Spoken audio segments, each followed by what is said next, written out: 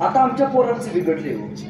जरा काय झालं की पूर्वी महाराज म्हणायचे मावळे तुमच्यासाठी काही पण, मावळे म्हणायचे महाराज तुमच्यासाठी काही पण. आता आमची पोरं कुणासाठी काय पण म्हणायला लागली. म्हणजे 9 महिने पोटात याला सांभाळून याला तयार करून जन्म दिला त्याचं काय नाही. 9 दिवस आयुष्यात आली की लगी म्हणतोय तुझ्यासाठी तोंडाचा चंबूच करते. पोरांनो बाप काढलाच घराबाहेर. लेका हे कवी मित्र एके ठिकाणी म्हणतो बाप काढलाच घराबाहेर दारात रडते माई पण, बायकोला मात्र रोज म्हणालास तुमच्यासाठी काय पण. अरे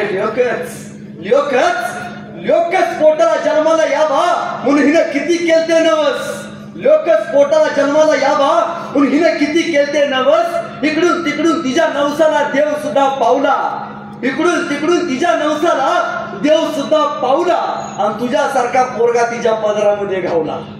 लहानपणी माझी माय तुला शेतात न्यायची, लहानपणी ही माझी माय तुला शेतात न्यायची. तुला ऊन लागू नये म्हणून स्वतःच्या पदराची सावली धरून राहायची. अरे तुला भूक लागल्यावर तू जोर जोरात रडायचास, तुला भूक लागल्यावर तू जोर जोरात रडायचास आणि माईचं दूध संपलं ना एका तिचं रक्त सुद्धा ओढायचं.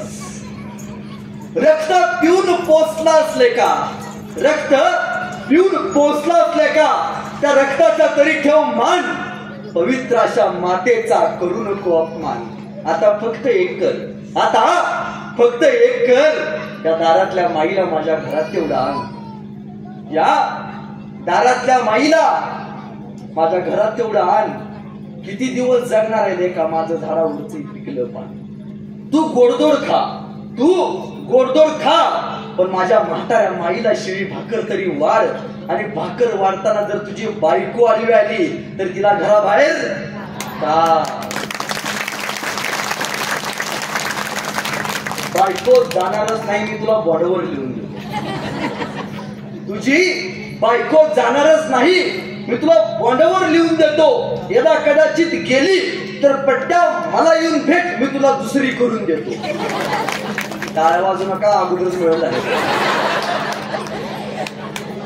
तू आंधळा नाहीस, तू आंधळा नाहीस, तू आंधळा नाहीस, पांगळा नाहीस, तू आंधळा नाहीस, पांगळा नाहीस. तुझी तुलाच कळली नाही किंमत. नवरा माई बापाला सांभाळतो म्हणून घर सोडून जाण्याची कुठल्याच बायकोत नसते किंमत. अरे तुला वाघ बनवलंय माईनं, तुला वाघ बनवलंय या माईनं. दुर्दैवानं तिलाच उरलं नाही आता बाईपण. खरा मर्द असशील तर माय आणि बापाचं दर्शन घेऊन मन माय बाप हो तुमच्यासाठी काय पण, तुमच्यासाठी काय पण. आयुष्याच्या गोष्टी म्हणता आल्या पाहिजेत हो. आणि आयुष्यात एकदा तरी, आयुष्यात पोरांनो एकदा तरी आपण आपल्या बापाला मिठी मारली पाहिजे. किती लोकांनी आपल्या बापाला मिठी मारली हो. आयुष्यात एकदा तरी आपण आपल्या बापाला मिठी मारली पाहिजे. बाप मेल्यानंतर 10,000चा जरी फोटो केला ना बाप जिवंत करता येत नाही बरं का. बाप जिवंत आहे तोपर्यंत बापाला एकदा मिठी मारली पाहिजे. तुम्हाला माहितीये छत्रपती शिवाजी महाराजांची, संभाजी महाराजांची शेवटची भेट पन्हाळ्यावरती झाली. बापाला माहिती नव्हतं पोराला शेवटचं बघून घ्यायचं आहे आणि पोराला माहिती नव्हतं बापाला शेवटचं बघून घ्यायचं आहे. संभाजी राजांनी शिवरायांना मिठी मारली आणि महाराजांनी एकदा आपल्या बापाला डोळं भरून बघून घेतलं. आभाळासारखा बाप सह्याद्रीनं ज्या बापाला वरदान दिलं, नाहीचं वरदान दिलं तो बाप. आणि महाराज तिथून निघून गेले. काही दिवसांच शिवाजी महाराजांचं निधन झालं. बापाचा सहवास किती दिवसाचा माहित नाही, बापाचं आयुष्य किती दिवसाचं माहित नाही. पोरांना आपलं वय 25 ते 30 वर्षाचं झालंय, बापाचं आयुष्य फक्त आता 40 वर्षाचं होतं.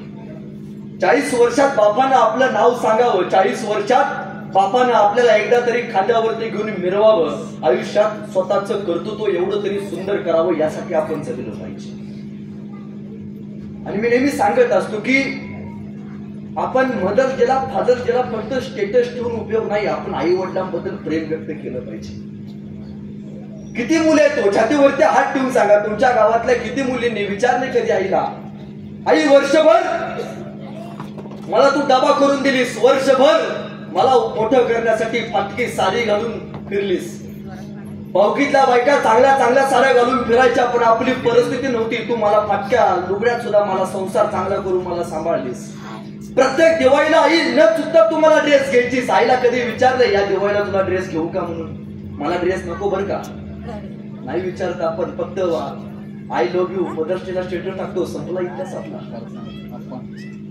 बापाचा स्टेटस टाकतो फादर डेला, आय लव्ह पप्पा.